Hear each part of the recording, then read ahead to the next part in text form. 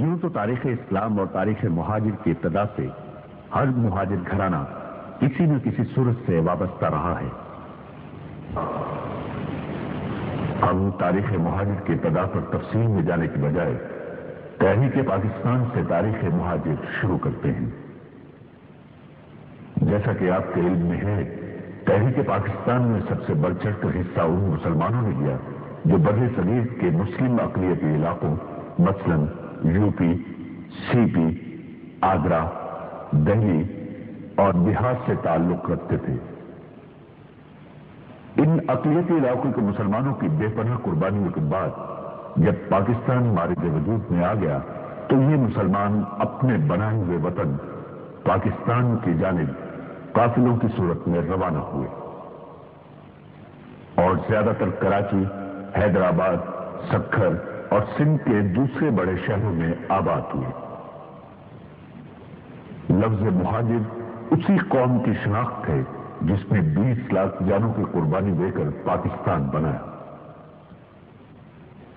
لفظ مہاجر بانیان پاکستان اور ان کی اولادوں کی پہچان ہے۔ قیام پاکستان کے بعد کراچی پاکستان کا دارالحکومت بنا۔ کراچی اور سندھ کے شہروں میں آباد مہاجروں نے اپنی تمام تر توانائیاں ملک کی تعمیر و ترقی کے لیے وقف کر دی، لیکن 1958 کے مارشل لا کے بعد جب دارالحکومت کراچی سے اسلام آباد منتقل کر دیا گیا تو مہاجر عوام کے ساتھ ناانصافیوں کا آغاز ہو گیا۔ 1971 میں دوسری بڑی ناانصافی اس وقت ہوئی جب مشرقی پاکستان علیحدہ ہوا اور وہاں موجود مہاجر عوام محصور ہو گئے۔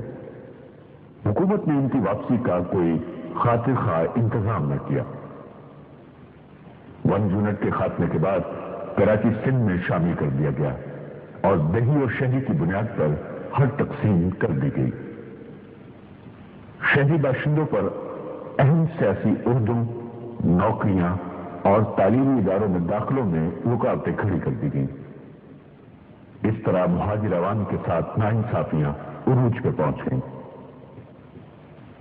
جس کے نتیجے میں بانیان پاکستان کی اولادوں نے کوٹا سسٹم کے ذریعے زبان کی بنیاد پر ہونے والی ناانصافیوں کے خلاف مہاجر پرچم بلند کر دیا۔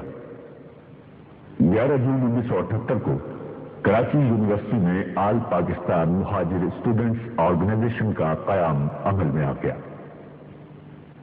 دیکھتے ہی دیکھتے مہاجر پرچم پوری مہاجر قوم کے دلوں کی دھڑکن بن گیا اور طلبہ کے بعد عوام کی بھی اسی پرچم سے والہانہ وابستگی ہو گئی۔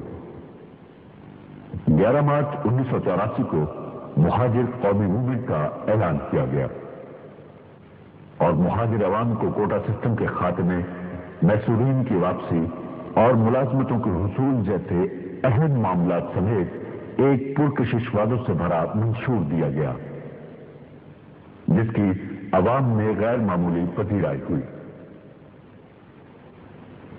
عوام کا بھرپور مینڈیٹ لینے کے باوجود مجرمانہ طور پر مہاجر مسائل حل کرنے سے گریز کیا گیا۔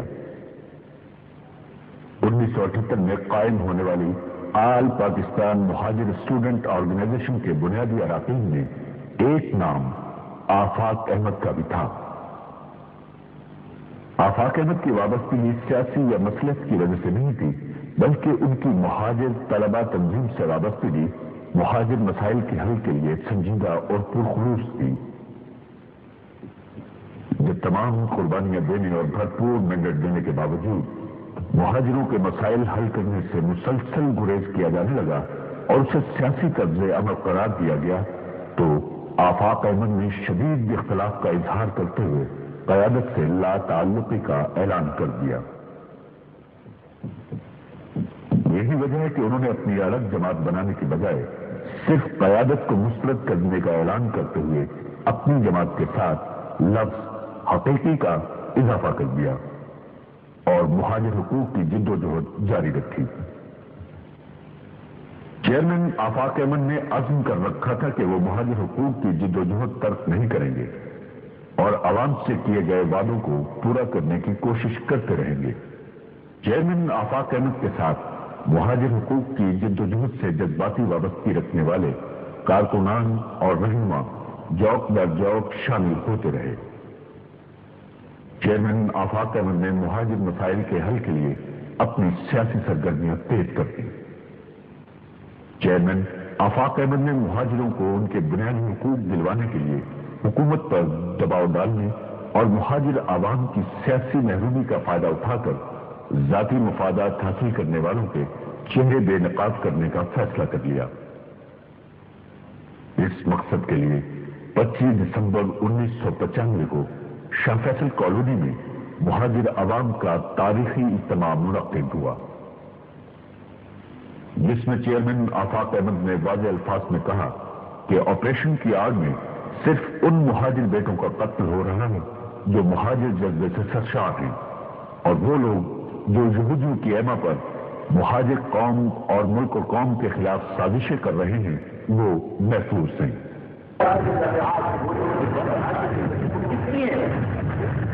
اس شہر کے اندر جو سب کو غلط کری ہوتی ہے کون ہو رہا؟ اس شہر کے اندر جس طرح بربریت مہاجروں کے خلاف کی جا رہی ہے، اس کی کوئی مثال ماضی میں نہیں۔ یہ سب کچھ کیوں ہو گیا اور یہ سب کچھ کر کون رہا؟ وہ شخص جسے ہم اپنا کہتے تھے، وہ شخص جسے آپ سنگیت کو اٹھا کر جمع کرتے تھے، کوئی بند لاٹ نہیں۔ یہ کہہ دینا کہ یہ ایجنسی کا کام ہے، ایجنسی کا قتل ہے۔ فاروق زادہ قتل ہو گیا، کس نے قتل کر دیا؟ ایجنسی نے قتل کر دیا۔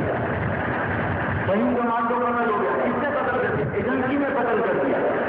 یہ وہ نوجوان تھے، میں نے تمام جگہ بہانگے بہت کہا، یہ وہ نوجوان تھے جن کے سروں پر مہاجر جدوجہد سوار تھی۔